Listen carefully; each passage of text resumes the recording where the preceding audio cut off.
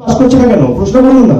ওদেরকে কিন্তু প্রশ্ন করার সাহস নেই আপনার। কিন্তু অপরাজিতা বিল পাস করছে না কেন? আপনি আগে উত্তর দিন। আমি দিচ্ছি, কিন্তু শাসক দল হিসেবে আপনারা কি সামনেই নির্বাচন, আপনি বলছেন বাংলার সুরক্ষার কথা। আপনার কাছে বাংলা কতটা সুরক্ষিত?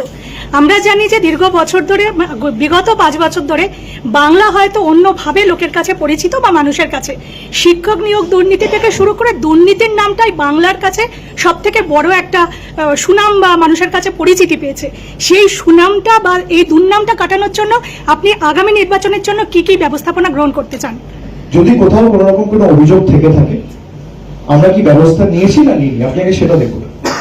পার্থ চ্যাটার্জির বিরুদ্ধে অভিযোগ ছিল, ব্যবস্থা নেওয়া হয়েছে কি নেওয়া হয়নি? একই দিকে আপনি দেখুন হিমন্ত শর্মার বিরুদ্ধে ব্যবস্থা নেওয়া হয়েছে অভিযোগ ওঠার পরে, হ্যাঁ কি না? একইভাবে আপনি দেখুন শুভেন্দু অধিকারীর বিরুদ্ধে ব্যবস্থা নেওয়া হয়েছে, হ্যাঁ কি না? একইভাবে আপনি দেখুন অজিত পাওয়ারের বিরুদ্ধে ব্যবস্থা নেওয়া হয়েছে, হ্যাঁ কি না? আর সুরক্ষার কথা যখন আপনি বলছেন, আপনি যেভাবে আমাকে এই প্রশ্নটা করলেন ওই স্টেটে কি একই প্রশ্ন করে আসুন। কিন্তু রাজ্যের হালত এই পরিস্থিতি, আর্জিকরের ঘটনা থেকে শুরু করে সম্প্রতি যে আর্জিকরের ঘটনার জন্য মমতা বন্দ্যোপাধ্যায় কেউ দায়ী নয়, কিন্তু নারী সুরক্ষা কতটা, নারী সুরক্ষা কতটা, নারীরা কতটা সুরক্ষিত? সবাই সুরক্ষিত। আর এর জন্য দায় বিজেপি। অপরাজিতা বিল পাস করছে না কেন? প্রশ্ন করুন না। ওদেরকে কিন্তু প্রশ্ন করার সাহস নেই আপনার। কিন্তু অপরাজিতা বিল পাস করছে না কেন? আপনি আগে উত্তর দিন। আমি দিচ্ছি, কিন্তু শাসক দল হিসেবে আপনারা কি অ্যাক্টিভিটি নিচ্ছেন? আপনি কোশ্চেন করছেন, আপনি আমার কোশ্চেনের উত্তর দেবেন। আমি সাংবাদিক জিজ্ঞাসা করার অধিকার আমার আছে।